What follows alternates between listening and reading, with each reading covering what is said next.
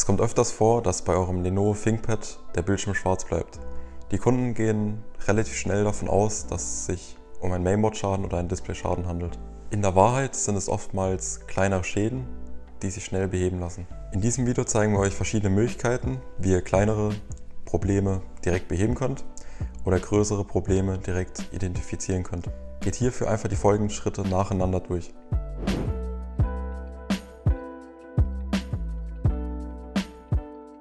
Der erste Punkt ist Laptop neu starten. Klingt trivial, ist aber meistens sehr wirksam.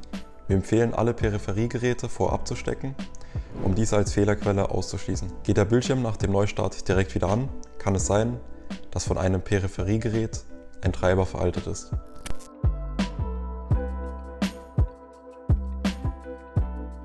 Wenn ihr die Tastenkombination Windows-Taste, Steuerung, Umschalttaste und B drückt, so setzt ihr kurz die Verbindung zurück.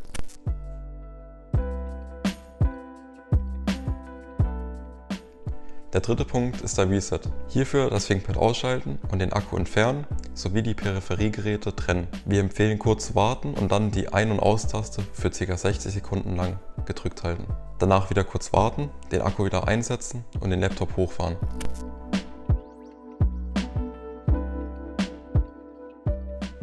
Schließt dein ThinkPad mit einem passenden Kabel an einem externen Monitor an.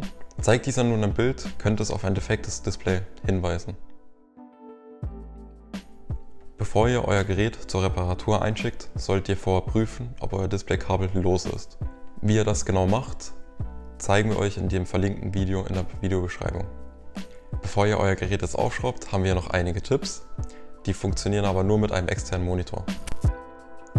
Der fünfte Punkt, Grafiktreiber aktualisieren.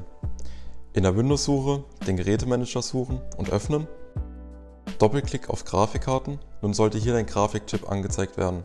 Doppelklick auf diesen, in der Leiste oben auf den Treiber, dann auf Treiber aktualisieren und automatisch nach Treibern suchen. Finde das System einen neuen Treiber, dann folge den Anweisungen und starte am Ende das Gerät neu.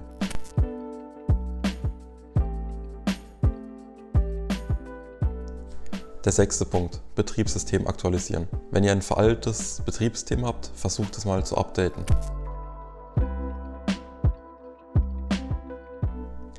Dazu startet ihr in Taskmanager und geht zu dem Reiter Details navigieren.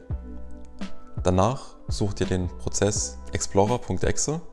Danach macht ihr auf den Prozess Explorer.exe einen Rechtsklick und beendet ihn. Danach könnt ihr ganz einfach euer Gerät neu starten.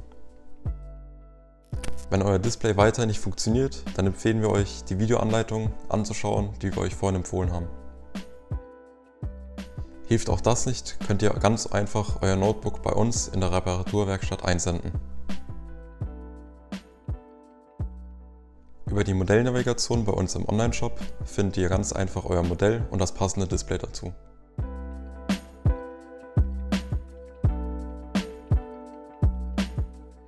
Nun könnt ihr ganz einfach das Ersatzteil bestellen und es selber reparieren oder bei uns in der Reparaturwerkstatt einsenden.